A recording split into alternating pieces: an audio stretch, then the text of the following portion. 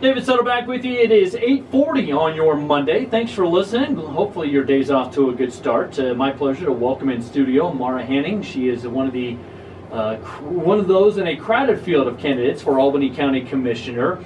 As we've got, let's see, I believe 11 total, 4 on the Republican side, 7 on the Democratic side. The top few will move on past Tuesday's primary to the general election coming up November 6th. But we got to get through the primary, which is coming up tomorrow. Polls open at 7 a.m., close at 7 p.m. And Maura is in studio with me. Good morning. How are you today? I'm good, David. Thanks for having me. Well, I greatly appreciate you coming in studio. So I always talk with candidates about why you're running. And so let's start there. Why exactly did you decide to run, especially in a crowded field this year? I know it is a crowded field. I didn't know until the night before I submitted the paperwork how crowded it was.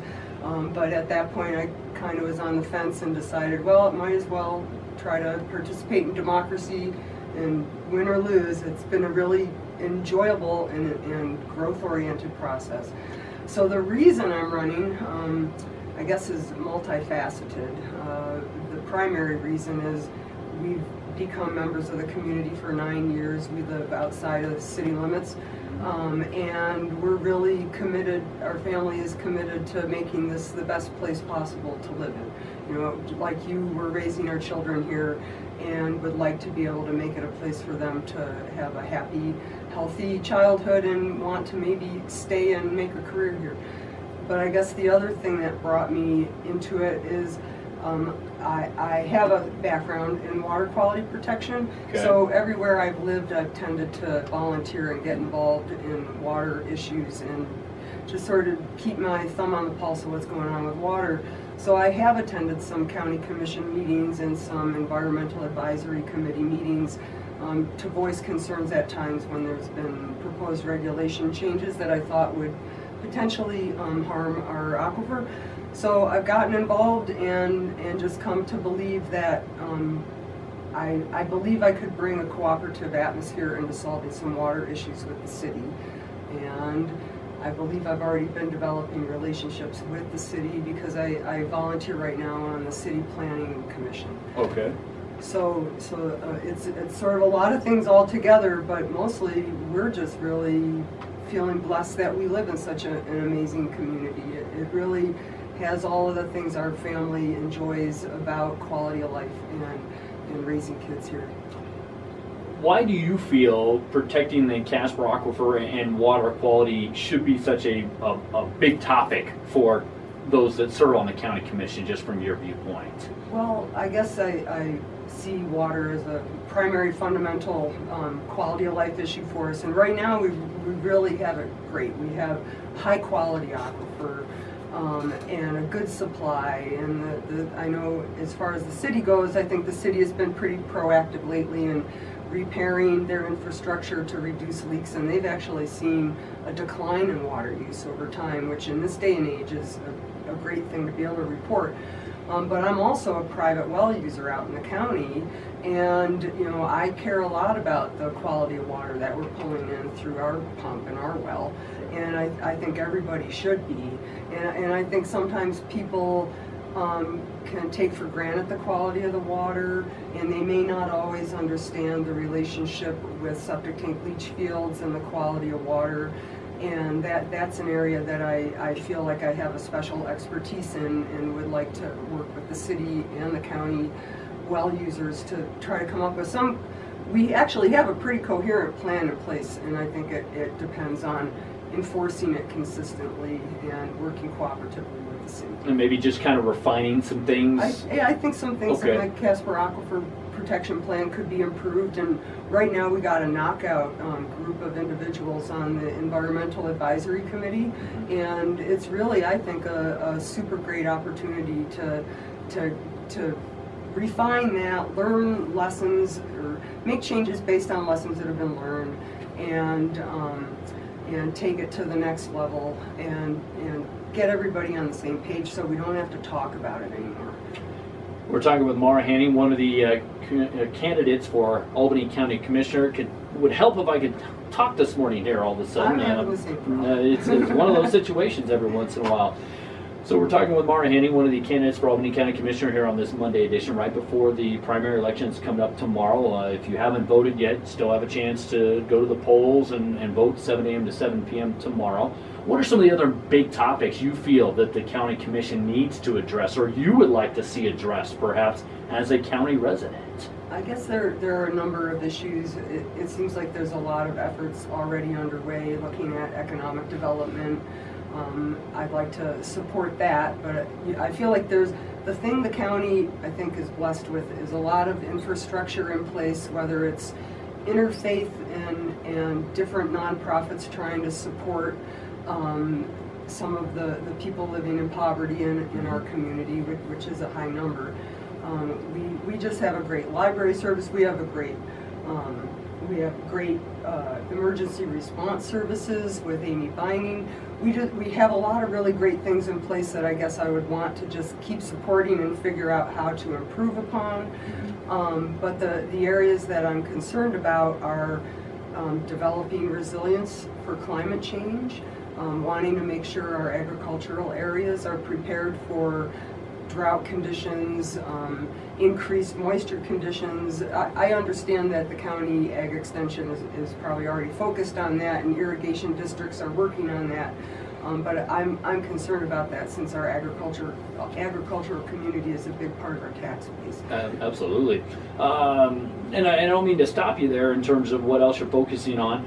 I've heard one of the main topics from some candidates has been focusing more on the county itself as a whole, where some have kind of voiced their concern about maybe the county commission's focusing too much on actually just what's here in Laramie versus, peripheral parts of, whether it's north parts of the county out to Bosler and Rock River, or west to Woods Landing and Medicine Bow, or I'm sorry, not Medicine, but Centennial and places like that. What is kind of your response in terms of when you hear about that topic bantered about maybe trying to hear a little bit more from those folks that are actually out in the county like yourself? Yeah, no, I would like to understand more about that, the problem of whether the community is feeling adequately involved in county decisions and getting their voice out about what they're concerned about. It's interesting because it really came up as a topic from the League of Women Voters questionnaire. And then I called Jackie Gonzalez just to sort of check in with her about how the process works, to understand from her side how the county clerk has to function. And she said she was really surprised to hear that people felt like they weren't being heard. So I'd like to understand more about what ways people are feeling like they can't participate. Does the county need to get out and hold meetings more out in the hinterlands, which I would assume is a good idea. Listening sessions, changing the meeting time to make it more accommodating, getting it broadcast the way city council meetings are. I understand a lot of people watch those. And it's a way for them to know what's going on, even if it's sort of playing in the background. So I would like to understand more about what people's specific complaints are, and try to work with the county government to figure out how best to fix that, because you can sometimes break something by thinking you're fixing it and end up messing up like how business is done between the city and the county. Again, Maura Hanning, candidate for Albany County Commissioner here in 2018, with a primary election coming up tomorrow, is in studio with me here on this Monday morning. Another key topic that always is bantered about is we are, frankly, the poorest county in the state. How do you go about fixing some of these things, considering the budget restraints we do have within Albany County government right now? Yeah, it's a tight budget, and they've had to lay people off in past years, and it's not easy to have to be responsible for a lean budget like that.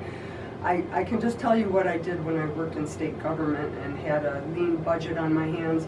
I worked furiously to try to find outside money. Scoured the Federal Register every day for any grant opportunities that could lend themselves to the situation I was working in.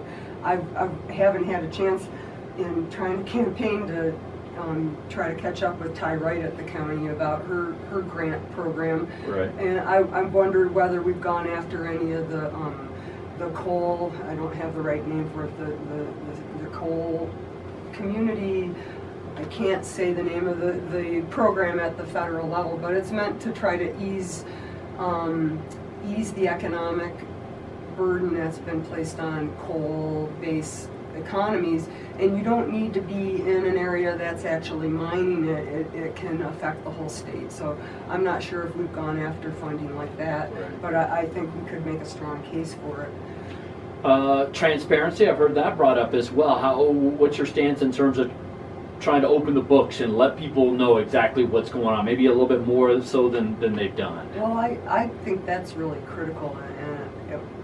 In state government, I was sort of raised under the Sunshine Law, and so I went about all my tasks having to be able to really defend my decision making in public venues, and oftentimes, be able to bring people around to our point of view of why we were doing what we were doing.